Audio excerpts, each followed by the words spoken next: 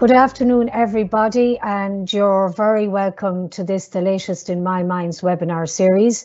Apologies for the slight delay in getting the meeting started. We have actually, it's very early in the setup to be doing it, but we've run into some technical difficulties, and one of our presenters is still trying to join us. So as they say, the show must go on. So we are going to kick off, but in the reverse order to what we had planned to do. So first and foremost, let me say, for those of you who don't know me already, my name is Gráinne O'Rourke and I'm Head of Communications at MyMind. And it's great to see so many of you here today taking time out of your lunch break to be with us.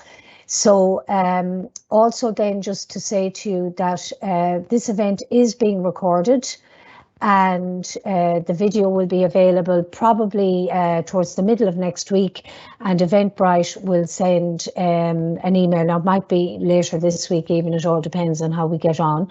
Also, as those of you who are used to our webinars will know, there is a Q&A session at the end, and please feel free during the course of the webinar, if any questions occur to you, pop them into the Q&A box and we'll get around as many of them as possible before we finished.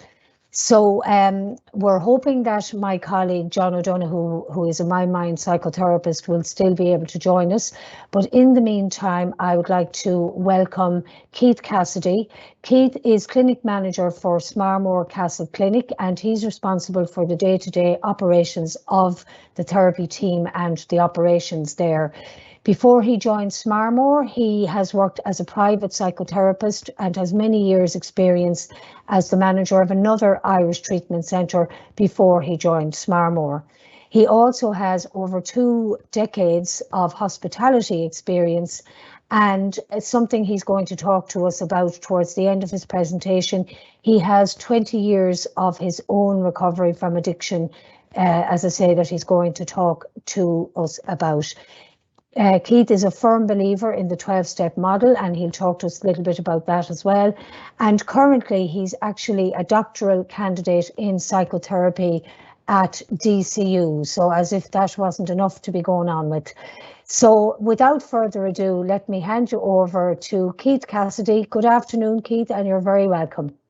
Gráinne, good afternoon, and thank you very much. It's great to be here, and hello to everybody who's joined, and thank you for your time in joining us here today. Hopefully it'll be of some benefit. So what I'm going to talk about is exploring addiction, and with a particular lens then on recovery through residential treatment. But we'll be weaving in and out then in terms of what addiction is. And I suppose when we talk about exploring addiction, we're really talking about exploring a symptom, you know, and it goes back a long time that the actual addiction itself is a symptom maybe of other issues that are going on in people's life. So sometimes when we say exploring addiction, it's actually exploring ourselves, and that's where residential treatment really comes into its own, is an opportunity to really go into that self-exploration in a very unencumbered way and a very focused way. So I have a couple of slides I want to walk through with you, and after that then I may share a little bit of my own experience. So addiction treatments, I suppose, what is it? Well, the reason really it's named treatment is because there's a distinct difference between giving up something and going into recovery from addiction. So if somebody has an issue with alcohol or drugs or behavior, just stopping isn't enough if there's an addiction present.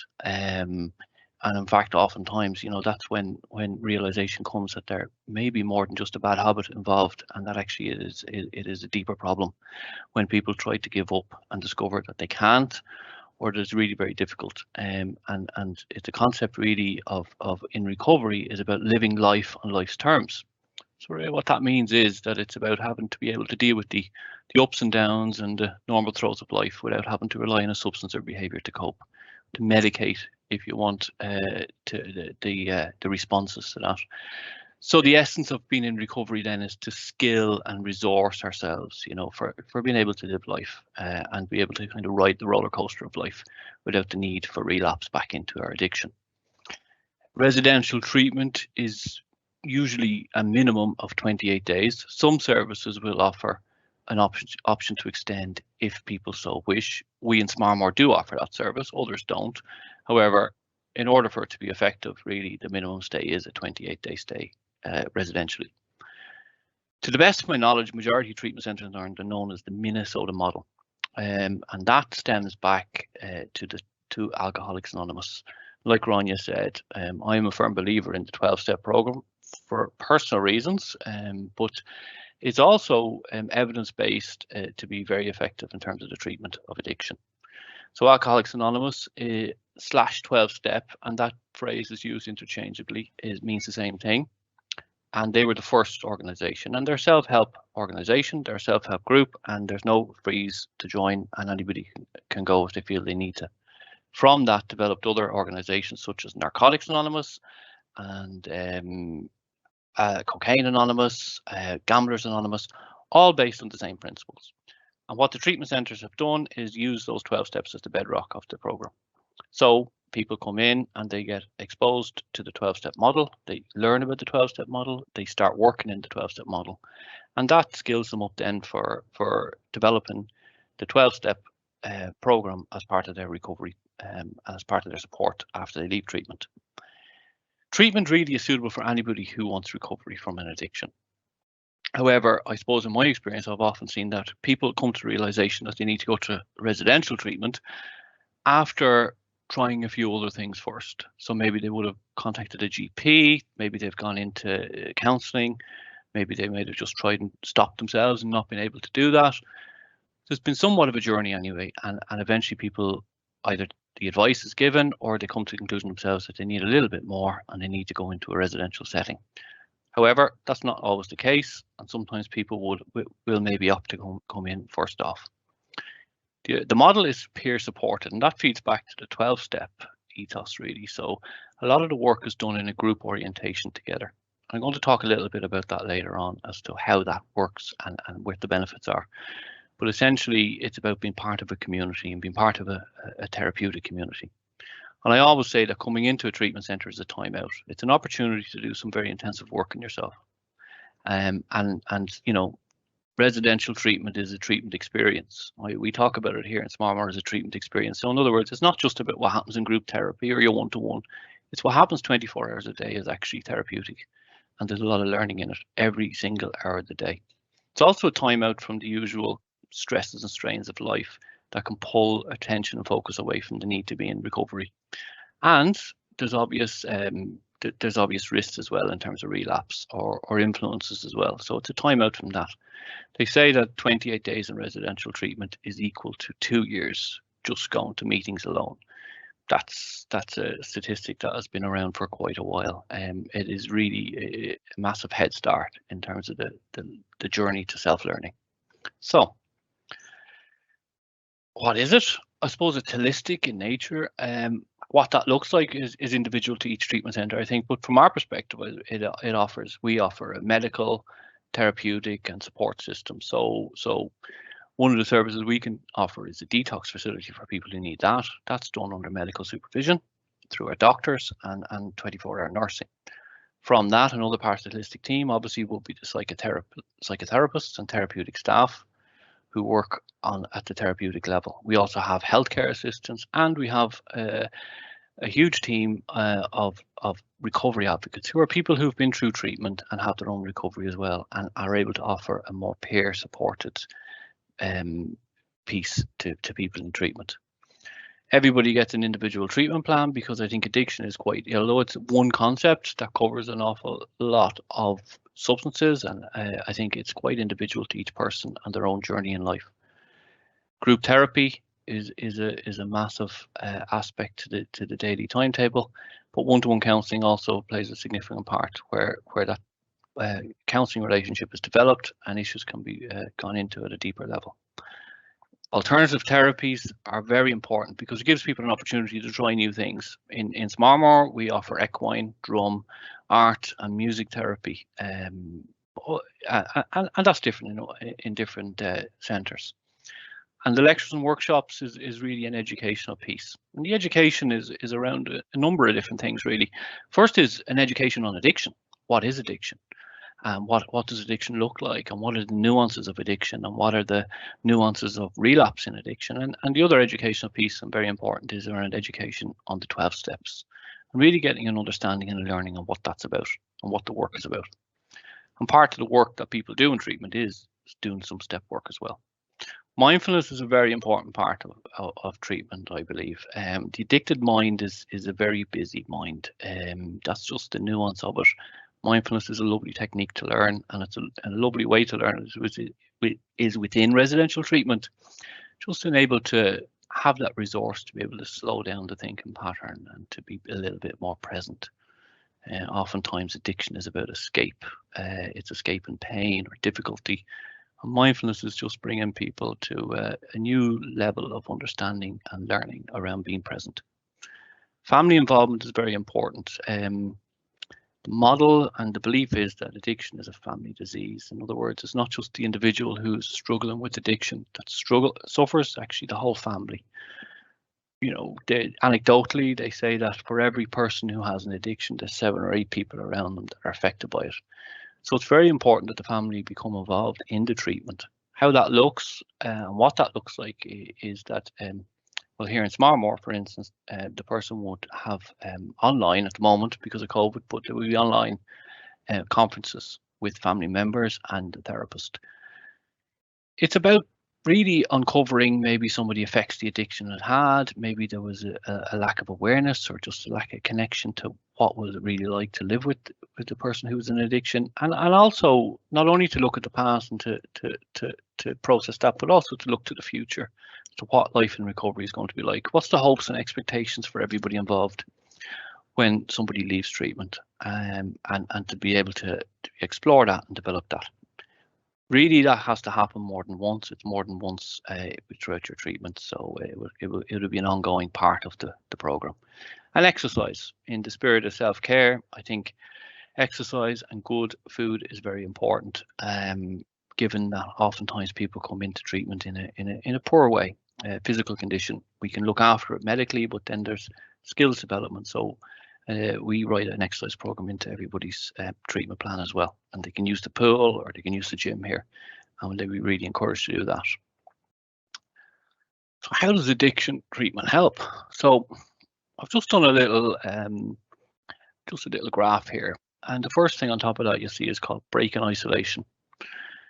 Addiction, it's a lonely condition where the person really believes that the solution to the loneliness is through isolation.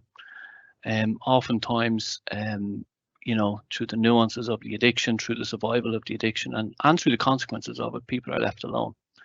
If we take maybe somebody's average journey in drinking, what maybe started out as somebody being the life and soul of the party, all of a sudden it takes a turn for the worst, and the invites to the parties become less and less, and even the friends are falling away. A lot of people who struggle with addiction end up in isolation. As well as that, the shame and the guilt and the remorse attached to the addiction can leave people blocked off from their supports and from their family and the ones most closest to them. So the first step really in breaking that isolation is coming through the doors of a treatment centre, because they become part of a therapeutic community. So we go back to that peer supportive piece, and they begin to tell their story and they begin to share their experiences of what it was like. So they're really tearing down those walls that they've built up to keep separate from it. And that's a skills development piece as well. Challenging denial. I think one of the nuances of addiction is it's a condition that tells the sufferer they don't have it. And even the most motivated people struggle with denial at times. And how that comes about is it's mirrored then within the group dynamic. So people would present some work, they would talk about their previous experience in terms of denial. And remember, denial needs to exist for the addiction to maintain itself. Okay, so it has been a necessary presence in order for the addiction to maintain its strength and its hold over somebody. So the purpose really in terms of the work is to look at how denial has presented itself, and sometimes it can present itself even in the course of treatment, and that's okay too, because there's an opportunity to work on it. And that happens a lot of times in the group therapy setting and in the peer setting, where people are able to mirror back to somebody maybe where they're unaware that they might have an area of denial, that maybe they're in denial about the effects of their drinking, maybe their drug taking or behavior, maybe they're in denial about the extent of it, or whatever it happens to be. But it's really trying to unpick that and uncover what the reality of the addiction was like. facing the past. And I suppose this is the one that most people think happens in treatment, and it does happen. So it's fair to say, but it's not the only thing that happens. Is people go into their past. Now they go into their past in terms of their addiction, what's happened, what they've done, how it progressed, and all of that, and the story attached. And oftentimes, sometimes that past also includes maybe childhood stuff. A lot of times, addiction is a response to what's known as adverse childhood experiences. Sometimes there's trauma attached. Sometimes there's other things attached.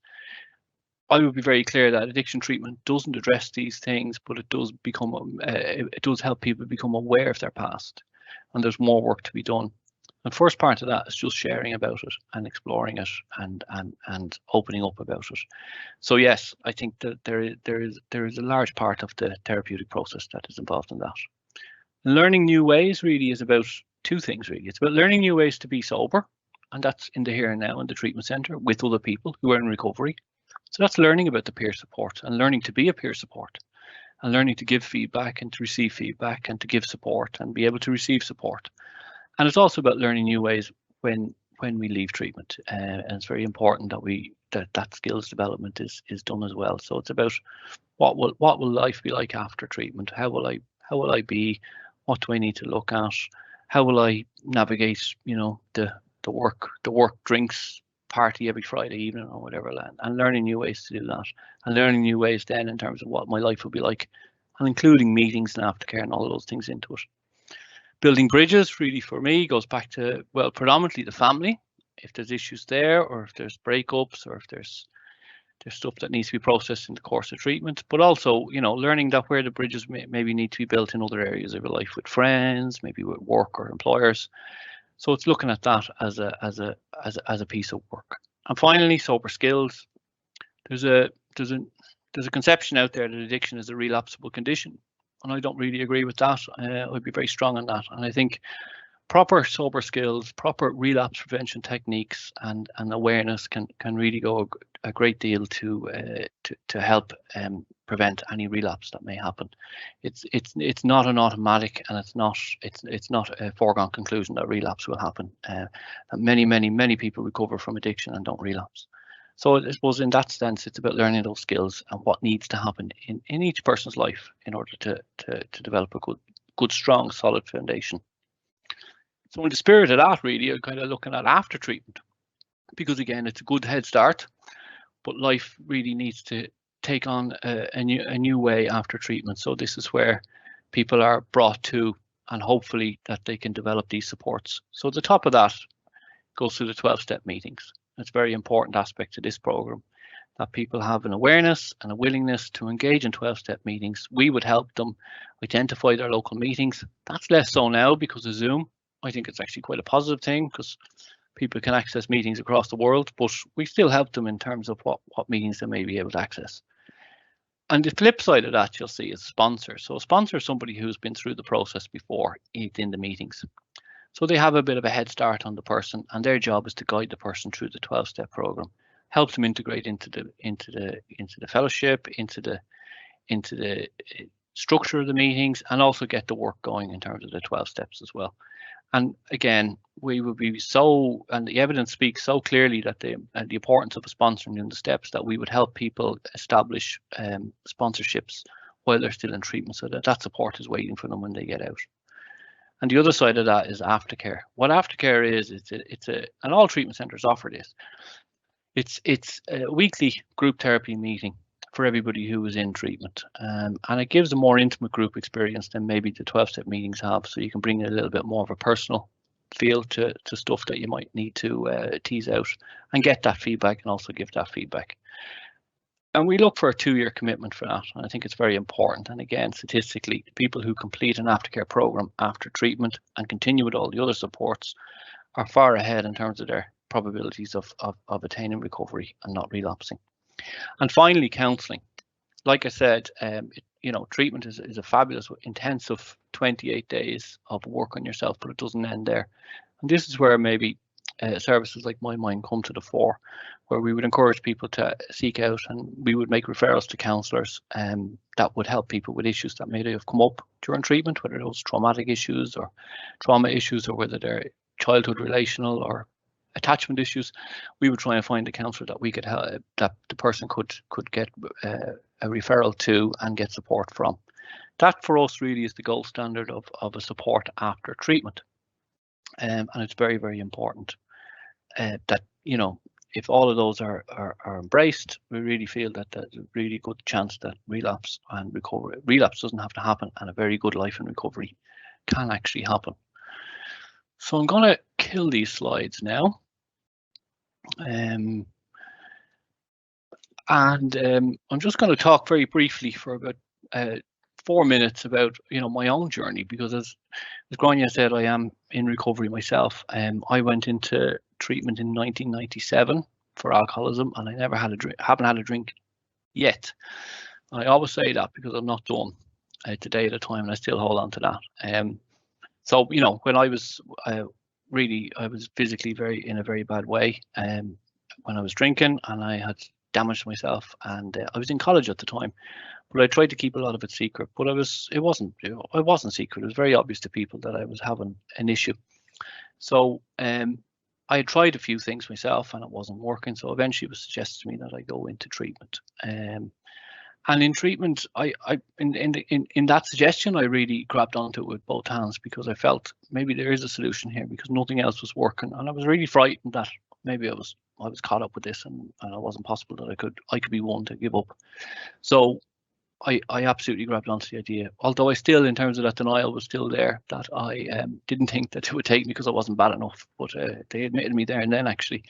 So it just goes to show you I was, but it just goes to speak to the level of denial.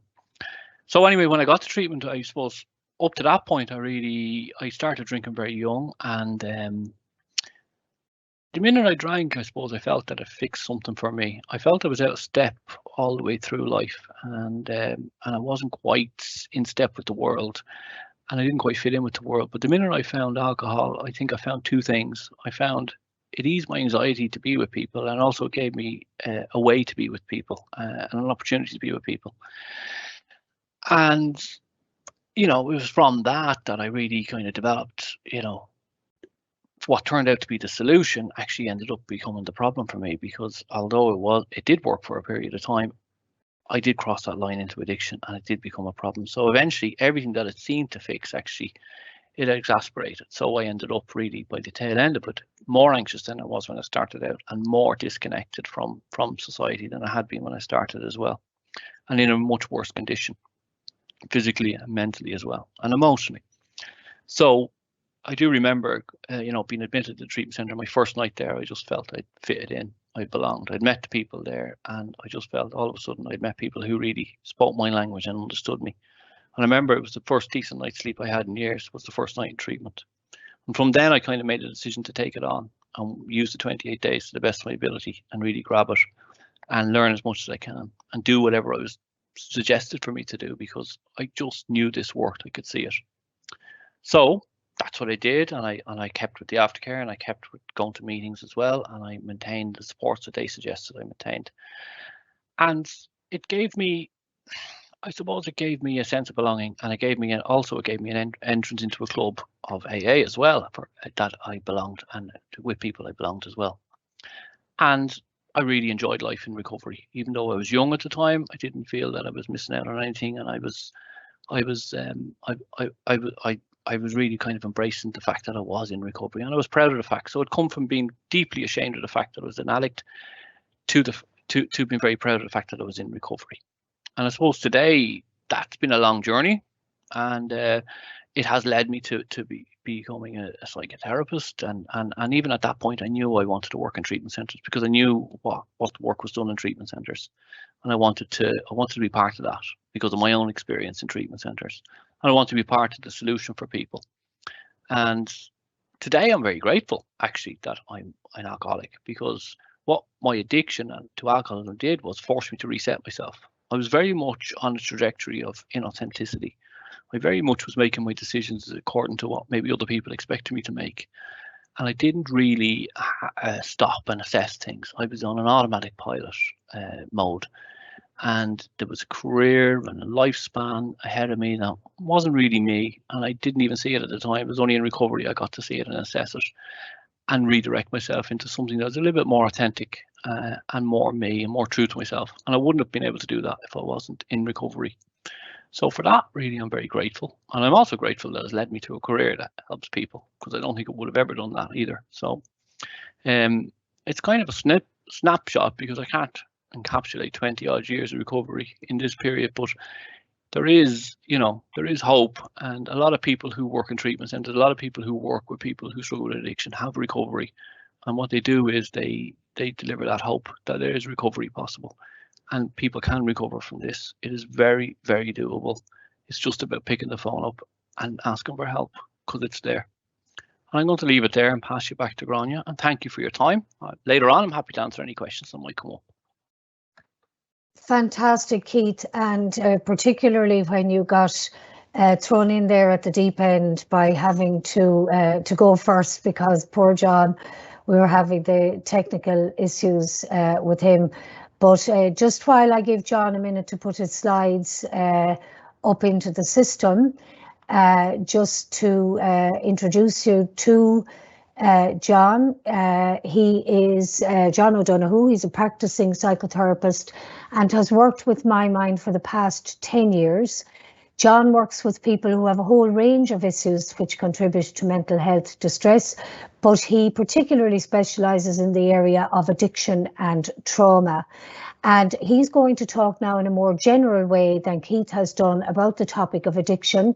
And his talk is very much geared towards people who are wondering themselves if they have an addiction. For somebody perhaps who's living with somebody who might have an addiction. And in fact, we've had a question in from a family member already, so we'll be getting to that at the end of the presentation. And John's talk is also tailored towards people who are just interested in the subject of addiction. So without further ado, John, I'm going to hand over to you, and you're very welcome. Very glad to see you. Thanks very much, Grania. Great to be here. Sorry. Yeah. So, and thanks very much, Keith, for saving my bacon and giving that wonderful piece about yourself. And you've already covered a lot already, like which I'm about to talk about. Mine is a bit more philosophical. So maybe, like, as you've noticed, that when we use the vocabulary, we talk about we talk about like a person with an addiction, as opposed to as opposed to an addict. And the meaning of that is that addiction doesn't define or replace the person. It's just more so an appendage and something that develops. And it leads me to the problem of defining addiction, because I believe addiction is something part and parcel of the human condition, really. So when I refer to addiction, I'm commenting on something that we can all really relate to, even though we may not qualify it or define it as having an addiction. So firstly, I'll just go to, if I were to give a very tentative definition of addiction, I describe it as a dependency on an object, even though we live in a space somewhere between too much and never enough of that object. So how do we know when we arrive at that place? Well, that's for you to decide, or the person to decide who has an addiction.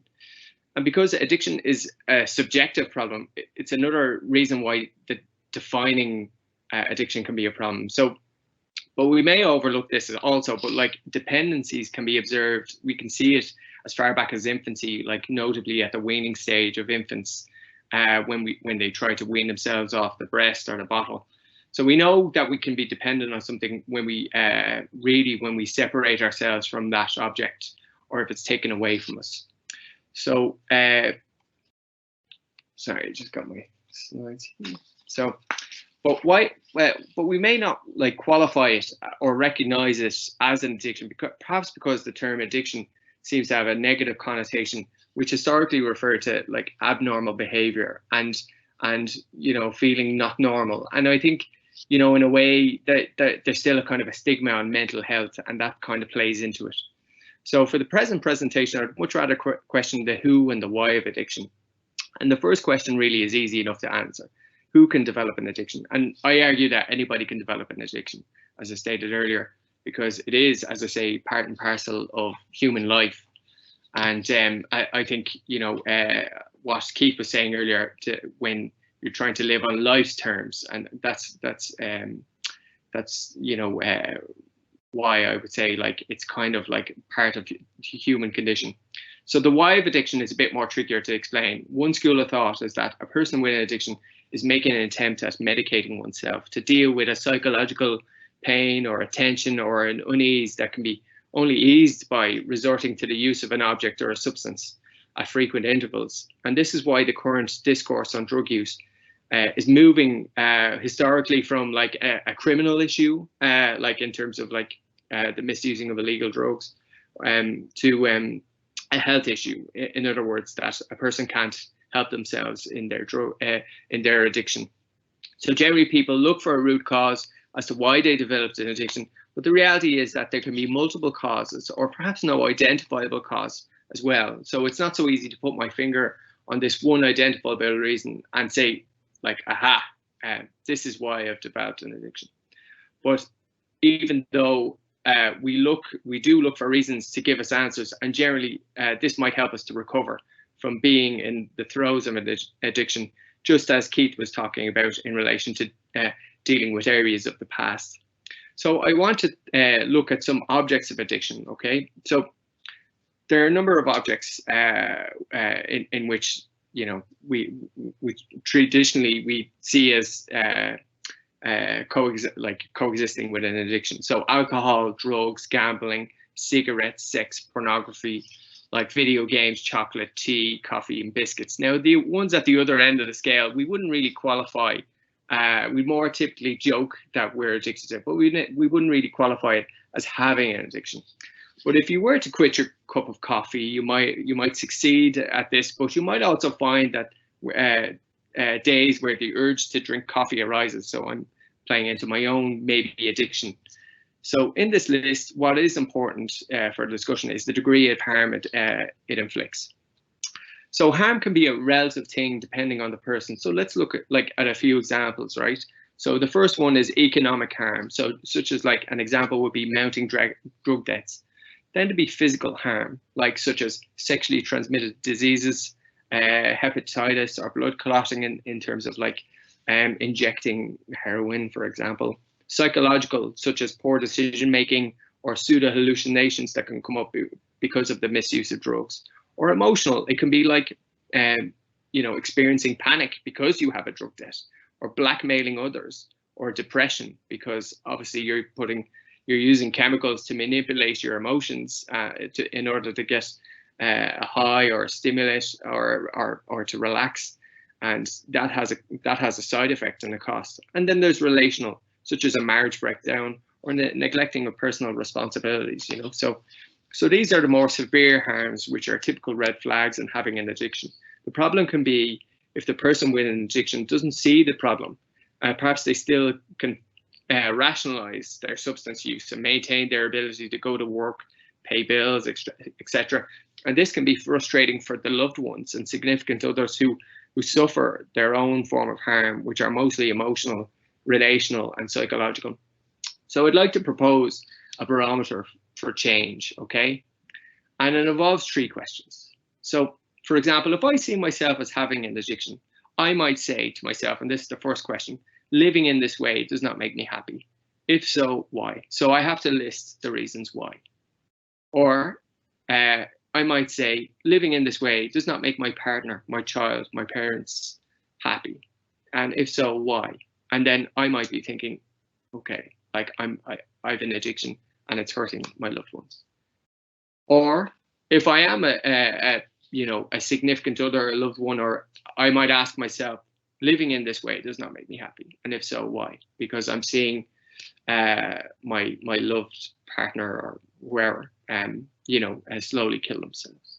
So these are the questions for change. So this is, I want to kind of tap into kind of, questions as to whether you want something to happen to in the relationship with a loved one who has an addiction. And the reason for that is that, if you're not happy, then something needs to happen. If it doesn't feel right, then you need to do something about it. Okay, so what are the signs? Like, these are typical signs, but they're not definitive, I would argue. I don't want to define addiction. So the first one is the inability to stop the behavior despite a determined intention to stop. The second one is some form of harm is caused by the person's addiction, irrespective of, if you are the person with an addiction or another person. The substance user displays less concern for harm to self or others, and a withdrawal from others, a reduced social circle, or a breakdown in relationships.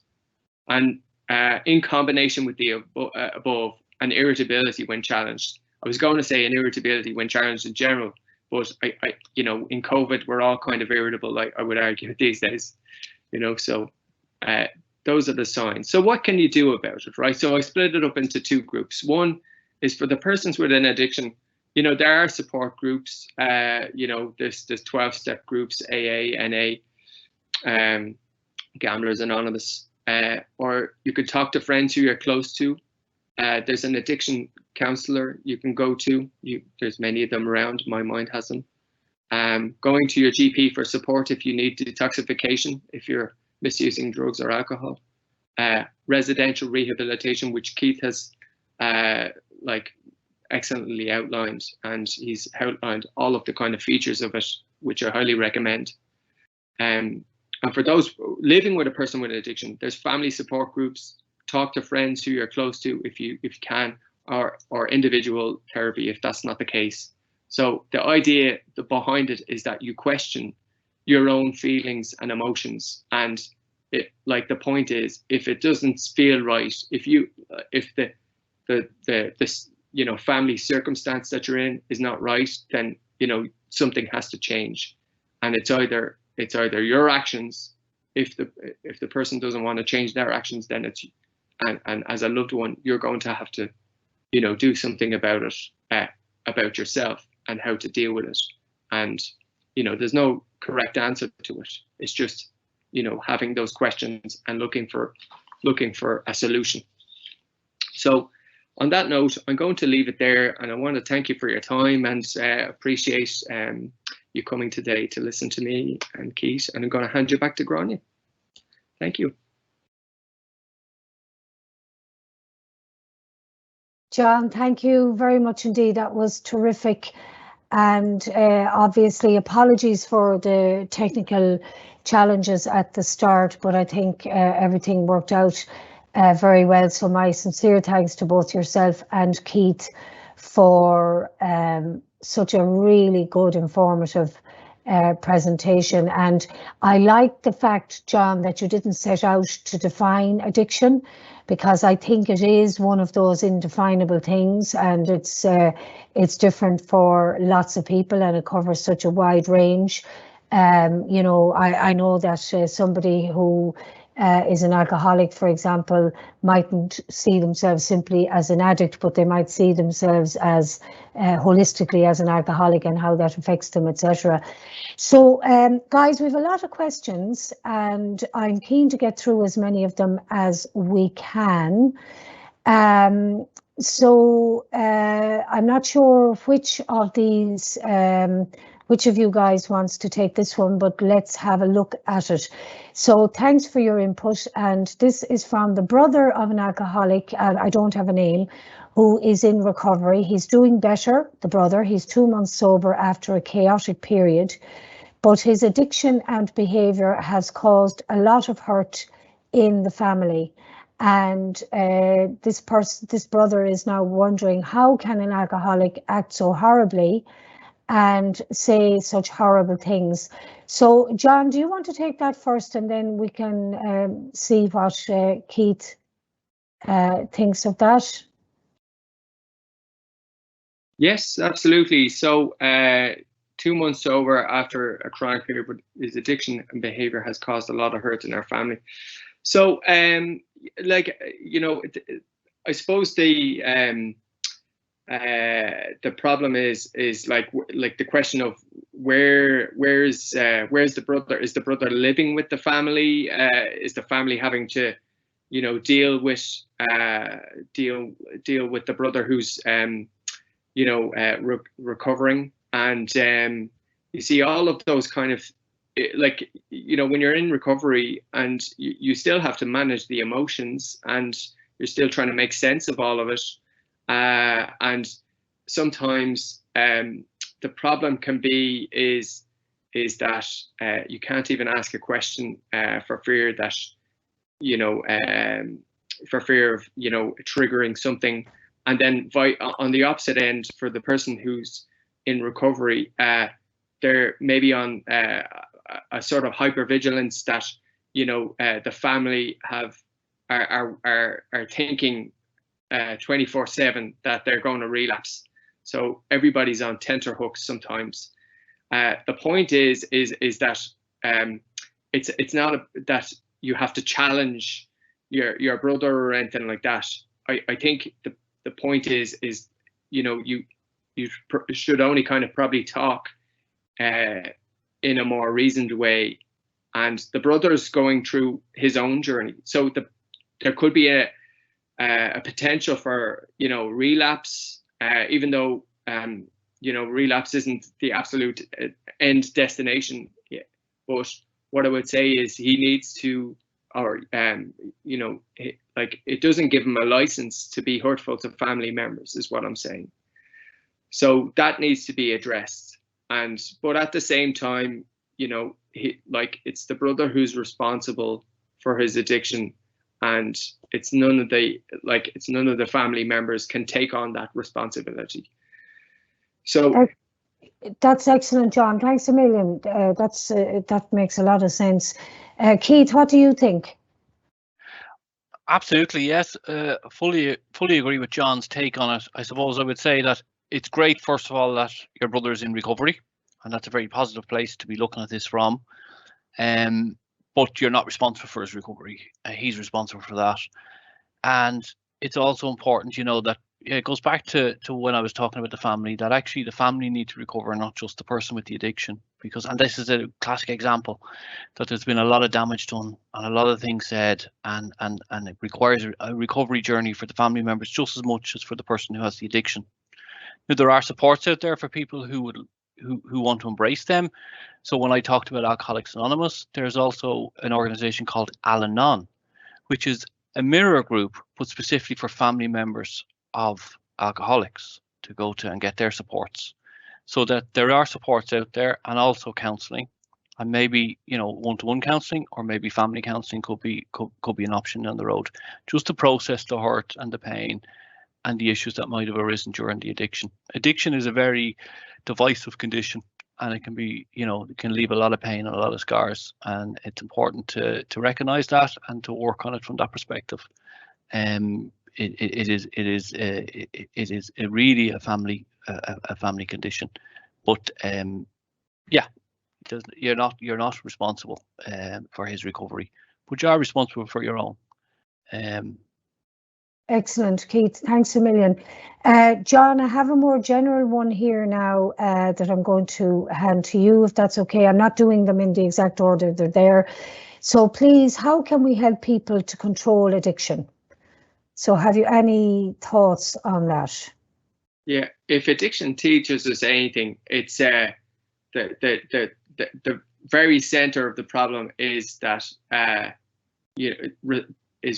responsibility. Like, it emphasizes individual responsibility as key, and it goes against the principle that other people can impose their will or control people. That's the kernel of it. And so, how can we help people control addiction? It's impossible. It's, you know, that's really you can't control addiction if it's another person. If it's an addiction, if you're the person living with the addiction, you have to go on harm reduction principles, I would advise, which is basically a slow, very slow decline of the use of a substance, the use of the frequency of the substance. And that's the only way that a person with an addiction can gain some sort of agency over the addiction itself. Excellent, John. Thanks a million for that. Keith, I'm moving to you now. We have Anne-Marie is saying, thanks, Keith, remarkable story. And she's wondering if you can say anything about the impact of hallucinations experienced by somebody who's getting sober. And when working as a psychotherapist with a client after treatment who carries that risk, do you think psychiatric input is required? Really good question there. Yeah, I think absolutely. I mean, it speaks to me of what the dual diagnosis or comorbid conditions, that oftentimes there are psychiatric issues in tandem with the addiction. And it's important to recognize that, and for some people that's a reality, and it needs to be looked at and treated with the appropriate professionals when it's present.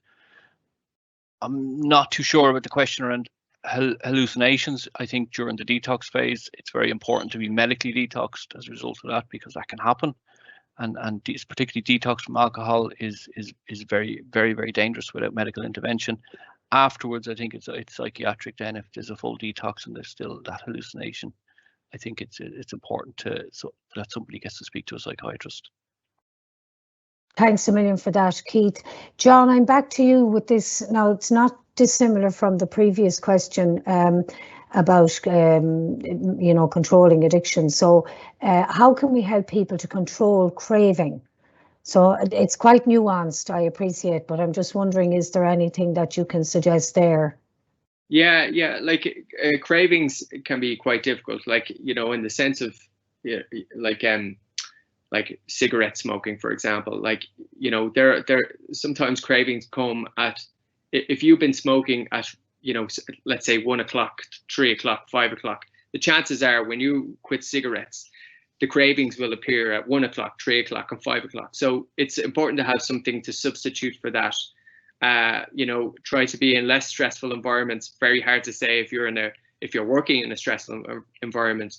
So it's all those kind of things. But it also is like what Keith was suggesting about eating well, getting regular exercise, waking up at a reasonable hour, structuring your day quite well. You really have to structure your days quite well in order to control cravings, because cravings can creep when you're, when you're less structured, and that there's a lot, like, there's a lot more room for chaos to happen. Yeah, that sounds like a very sensible approach to try to take, John. Thanks for that. Keith, I'm back to you now. It was interesting to hear Keith's views on addiction not being a relapsing condition. What do you feel is most important to prevent relapse, or what causes relapse? Is it all about instilling confidence in an individual? Yeah, I think taking the concept of it being a relapsable condition is the first step. And the second step is then working on maybe some of the drivers that John was also talking about in his presentation, that may be contributing to the addiction, whether it's pain, unresolved pain, whether it's the trauma itself. Working at it with a professional is very important. And also that skills development piece. So again, when cravings come, when a desire to use a relapse comes up, what are the skills that people have learned and managed and be able to put into place? So it's not just one piece. If it was, it'd be quite simple, I suppose. It is that we have to take it on from a really holistic piece, from everyone's individual perspective, because everybody is a little bit different, and everybody's addiction is a little bit different in terms of even how they operate in active addiction. So therefore, their recovery is going to be a little bit different, and what they need to look out for and develop, and skills develop themselves for. But the underlying thing is, if addiction is about moving away from difficult emotions, medicating pain, medicating discomfort, then that's something that needs to be looked at really from a therapeutic perspective. And I've often said, we work with people who've relapsed. Obviously, the nature of addiction treatment is we look at, well, what was happening, what was triggered in that, and it's not triggered at an intellectual level. What was triggered emotionally that brought up the desire to drink, drug, or relapse into a behaviour. So it's about the self work really. The deeper the work can go, I think the better chances are that relapse will not be a part of the picture. Fantastic. Thanks a million for that, Keith. John, I'm back to you. Anne-Marie is back to us to say, thanks, John. Really likes your perspective that it's not the object, but more the harm it causes. and very often gets asked, how do they know they have an addiction problem? So that's a lovely way for them to frame that answer, and thank you. So do you want to say anything more on that in terms of that whole, the harm that it causes rather than the actual substance or object of the addiction? Yeah, well, like, I that's the principle of, if I'm unhappy living in this way, even if everything I'm doing right, but somebody who is close to me is slowly destroying themselves, I can't necessarily do anything about them. I can only do something about my own happiness, whether like the worst case scenarios, like unfortunately sometimes is separation, or and these things have to be kind of actually considered in this grand scheme of things. Like sometimes the worst alternative is actually the best alternative, in some cases, for one's own personal happiness, because it, like, the kind of subtle harm, is more like is slowly killing the relationship anyway. So any relationship relies on a reciprocity, and when the other person stops reciprocating the respect and the love and being part of the social bond, then that's going to have an effect on that loved one. So that's it's your own personal happiness is key. And if you're the person who's struggling with an addiction, somebody may not see themselves as having an addiction, but if you do see yourself as having an addiction, just try and go and sample, try it all, try all the holistic therapies there are, try everything. Just do what suits, and you'll find one that suits you, that will sit with you. And also, I would say, just to point out what Keith was saying about, like, when he was saying yes, we don't know the future, and that's the way you go about dealing with addiction, knowing only today, and not being a fortune teller, and not knowing what the future holds, because there's bound to be more bumps in the road in life, but it's how you deal with them which is important. Fantastic. Thanks a million for that, John. I'm just struck with another, we've lovely comments coming in as well for you both, and thanking you both for your presentations and the way that you're framing things, and the answer that you gave about the cravings. There's some praise for that as well. I'm just wondering, both of you have touched on, as a result of the questions, but also as part of the presentation, about other people that are affected by an individual's addiction. And I've often heard about the phrase enabling, that family members are inadvertently enabling. John, would you like to say something on that, just for the people on the call, so to give them a sense of it? Yeah, like enabling, like it's more like, when I say when I hear enabling, I sometimes hear turning a blind eye as well. Like, it's enabling can tend to be almost kind of saying, look, it's not, like, almost kind of the loved one is saying, look, it's not that awful, he's only having a couple of cans, and but that's the point. The point is that if I'm the loved one, I'm suffering, even though at some point I've rationalized it, and I've enabled my partner to affect their lives in such a way that they actually need they need a substance. But and it's up to them if they want to replace that substance with something a bit more healthier that's going to kill them less. So I think I have to look at my role in the dynamic as well, and ask myself, is this working? And for some people it is working. For some people, they're quite happy to do that. But for people who are unhappy, this is the webinar for you. Yes. Keith, any thoughts before we wrap up, before I finish up for today? Sure, yeah. I don't really use the word enabling, but I do kind of conceptualize. Sometimes it's living with addiction. Sometimes it's like living in a burning building. that you know, you're sleeping in a room and the room slowly fills with smoke, and before you realise that you're engulfed by it, but you didn't know it was getting there. And I often ask people whether they're, you know, whether it's a spouse or whether it's a child, you know, did you imagine this when so and so was born, that you would be paying off drug dealers at your door if that's happening, or that you'd be going out? And I've worked with parents who've gone out and bought drugs on the street for their child. You know, did you imagine that would be happening for you? Or, you know, what a spouse maybe who was put up with very inappropriate behavior at home as a result of the drinking. And it slowly happens, you know. They don't realize, I suppose, when you bring their awareness, it's like, how do you know, is this what you imagined? And have you slowly managed to transcend your own boundaries beyond belief? And I suppose that's what it's about, as opposed to an enabling, is this where you want to be, you know, in terms of living with an addict, or having somebody who's in chronic addiction under your roof. And I think enabling sometimes can be, you know, it can be a difficult concept for people to hear, because they don't hear that. They hear that as their fault, and it's not. It's not, you see. It's not anybody's fault. And in fact, you know, it goes to the 3 C's really for people who live with addicts. It's, you can't control it, you didn't cause it, and you definitely can't cure it. So those 3 C's, you know, and it's important really to kind of hold on to that. Well, if I may say, that's an excellent note on which to end the professional input from you guys today.